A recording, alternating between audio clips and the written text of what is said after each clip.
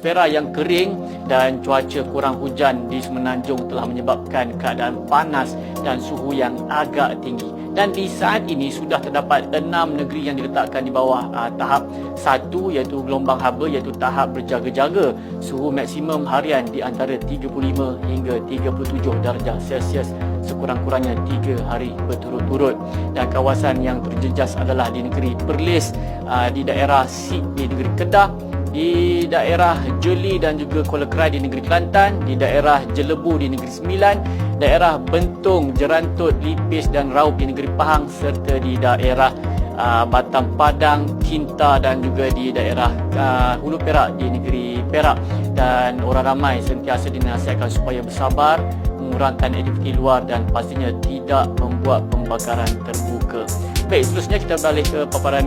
Gelombang haba kini melanda negara di Asia Selatan dan Asia Tenggara, termasuk Malaysia, susulan beberapa negara mencatatkan rekod suhu tinggi. Menurut saintis, pemanasan global memburukkan lagi cuaca. Dengan laporan terbaru, panel antara Kerajaan Pertubuhan Bangsa-Bangsa Bersatu PBB mengenai perubahan iklim memberi amaran. Setiap kenaikan pemanasan global akan meningkatkan bahaya berganda secara serentak.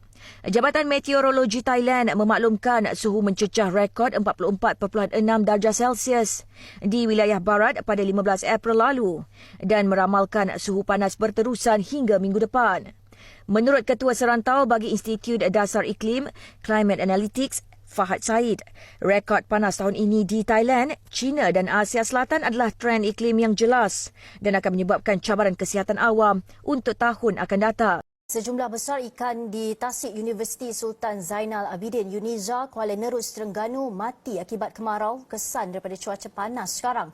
Kejadian itu dikesan berlaku sejak Khamis selepas bangkai ikan talapia bersaiz besar dan sederhana ditemui terapung di tasik tersebut.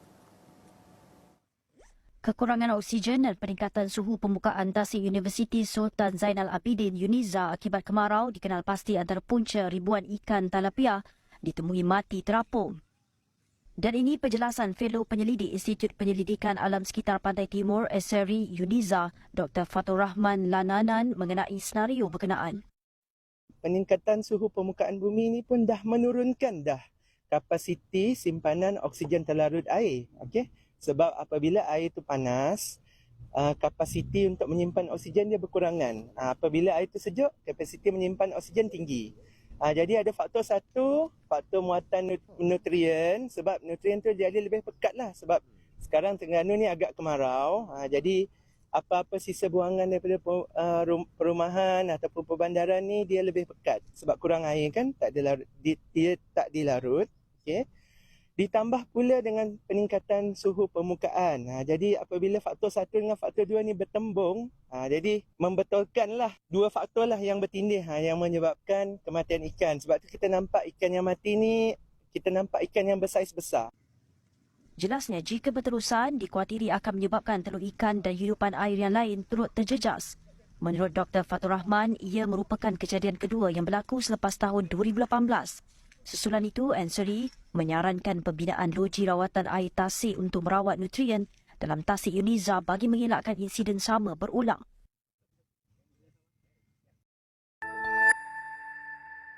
Seorang kanak-kanak lelaki berusia 12 tahun meninggal dunia kira-kira 7 pagi semalam di Hospital Encik Besar Hajar Kalsum Keluang Johor disyaki akibat strok haba. Bapanya Syarul Azmi Muhammad Hakak berkata Airil Syahrin, murid sekolah kebangsaan lelaki Bandar Keluang, disahkan meninggal dunia oleh doktor akibat septic shock secondary to meningoencephalitis.